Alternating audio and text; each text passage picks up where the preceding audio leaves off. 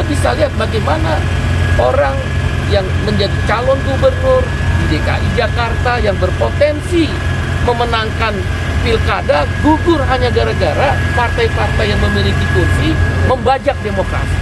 Ini pembajakan demokrasi. Kami yakin nanti kalau menang pasti tidak pro kepada orang-orang kecil, pasti upah murah, pasti pro outsourcing, pasti mem-PHK muda.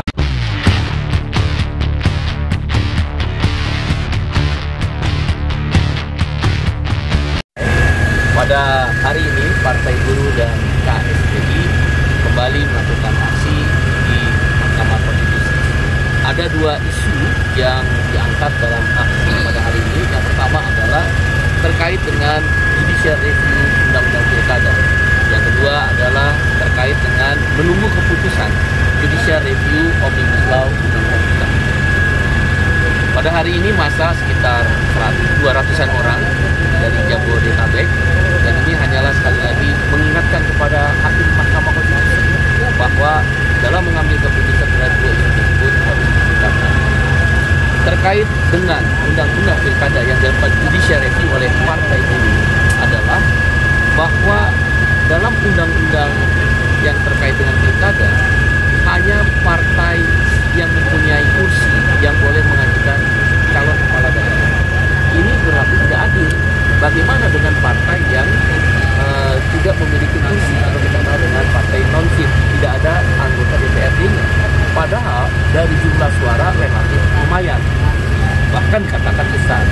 Saya ambil contoh Partai Buruh di beberapa kabupaten di Papua, dataran Papua itu bisa mendapatkan suara 19,6%. Cukup membutuhkan satu partai lagi, kami bisa mengusung calon bupati atau calon wali kota di kepala daerah di kabupaten atau kota tersebut. Sedangkan partai yang mempunyai satu kursi, dia membutuhkan 4 kursi paling minimal. Dia bisa dengan jumlah suara yang di bawah 25% dari total suara. Nah, oleh karena itu kami meminta MK pada hari ini memutuskan pilkada yang diikuti oleh partai politik, termasuk Partai Buruh yang tidak memiliki kursi DPRD, diperbolehkan menggunakan jumlah suara walaupun dia tidak punya kursi. Kami bisa mengumpulkan 1 atau 2 partai lagi untuk maju sebagai calon bupati atau wali kota. Masih ada waktu. Mudah-mudahan hakim MK bisa bertindak adil.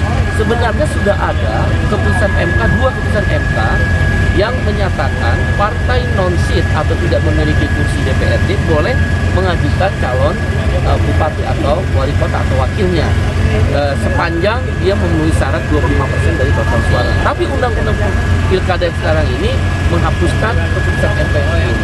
Jadi sebenarnya tidak sulit bagi MK untuk mengembalikan keputusan MK yang sudah ada dan membatalkan pasal yang terkait dengan undang-undang pilkada yang hanya membolehkan partai yang punya kursi yang mengajukan calon. Mengapa kami penting? Karena kami berjuang untuk upah. Kalau bupati wali kota pro pada pemilik modal, upah murah terus. Bayangkan inflasi 2,8%, naik upah 1,58%. Pertumbuhan ekonomi 5,2%. Kita semua termasuk kawan-kawan jurnalis, buruh-buruh pabrik, karyawan-karyawan kantor nggak menikmati pertumbuhan ekonomi. Siapa pokok pangkalnya? Bupati wali kota, gubernur, dan menteri tenaga kerja. Itu mewakili pemerintah.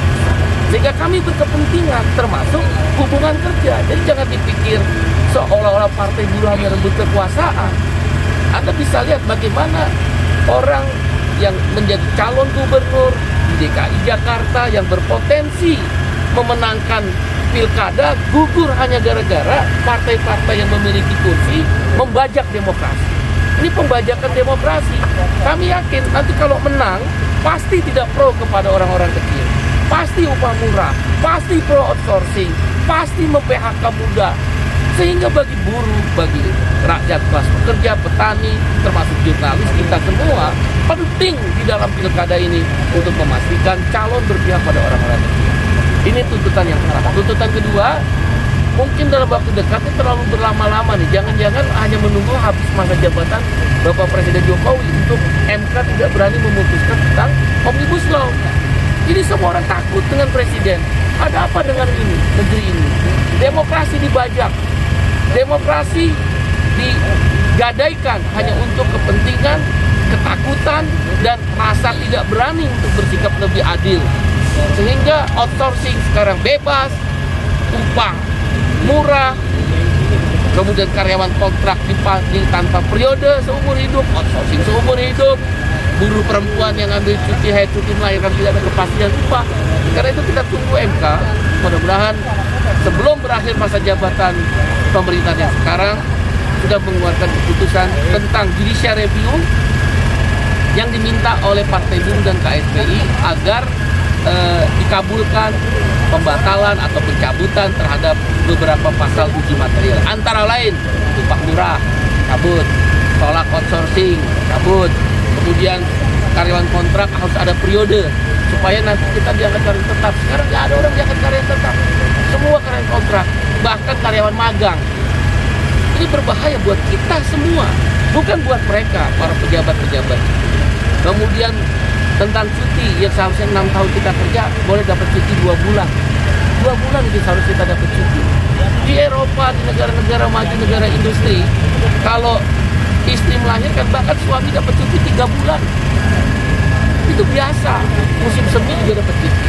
Nah, kita itu dihilangkan masalah cuti. Kemudian juga masalah PHK dipermudah. Sekarang PHK itu dimudah. Anda bisa lihat di mana-mana sekarang PHK di industri tekstil, dan itu sudah membahayakan karena orang kehilangan pekerjaan. Ya, udah hampir 127.000 catatan daripada Litbang Partai Buruh dan KSPI yang ter-PHK dan pemerintah nggak berdaya. Mana Undang-Undang Cipta Kerja? Undang-Undang Cipta Kerja bohong. Saya ulangi, Undang-Undang Cipta Kerja bohong untuk merekrut lapangan kerja baru. Yang ada adalah cara pengusaha dengan PHK mempermudah, dan yang keenam adalah pesangon murah. Mereka akan melakukan PHK dan sudah terjadi PHK ratusan ribu. Dan juga tentang sanksi pidana yang dihapuskan dan tenaga kerja asing yang sekarang udah di mana-mana TKA Cina, ya, apalagi pemberian izin usaha pertambangan dipermudah, itu pasti investor Cina yang akan masuk dan tenaga kerja Cina akan masuk, sehingga pekerja-pekerja lokal berkurang untuk mendapatkan kesempatan mendapatkan lapangan pekerjaan. 7 poin utama itulah yang kita ajukan ke uji material di MK. Kami minta, tadinya kami pikir hari ini, ternyata masih membahas tentang pilkada-pilkada. Mudah-mudahan dalam waktu 1 bulan ke depan paling lambat sudah ada keputusan tentang uji material Undang-Undang Cipta Kerja Omnibus Law yang diajukan oleh Partai Buruh dan demikian. Oke ya.